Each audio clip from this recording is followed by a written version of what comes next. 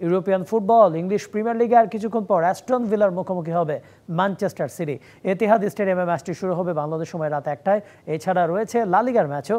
Point টেবিলের শীর্ষস্থান আরও পোক্ত করতে মাইয়র্কাকে আতিথ্য দেবে বার্সেলোনা। এস্তাদিও অলিম্পিক লুইস স্টেডিয়ামে ম্যাচটি শুরু হবে রাত ১:৩০টায়। এই মৌসুমে দুঃস্বপ্ন যেন পেছন ছাড়ছে না ম্যানচেস্টার সিটির। গেল মৌসুমের ইংলিশ প্রিমিয়ার লিগ জেতা দলটাই এই মৌসুমে নেমে গেছে টেবিলের পঞ্চম স্থানে।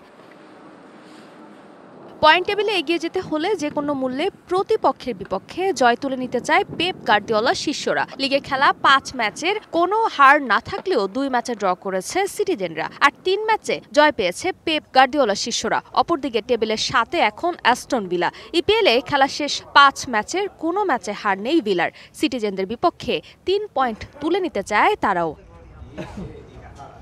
তবে দুদলের মুখোমুখি দেখায় সমান অবস্থানে আছে দুদল। ২টি করে জয় আছে দু দলেরই। ১ ম্যাচ হয়েছে ড্র, তাই বেশ নেক টু নেক ম্যাচ দেখার অপেক্ষায় সমর্থকেরা।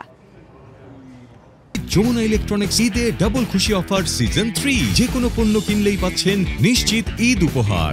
অন্যদিকে দারুণ এক মৌসুম কাটাচ্ছে বার্সেলোনা। লা লিগা বা চ্যাম্পিয়ন্স লিগ সব জায়গায় নিজেদের আধিপত্য দেখাচ্ছে কাতালানরা। এই মুহূর্তে লা লিগার শীর্ষে অবস্থান হ্যান্সি ফ্লিকের শিষ্যদের, ৪ পয়েন্ট কম নিয়ে দ্বিতীয় রিয়াল মাদ্রিদ।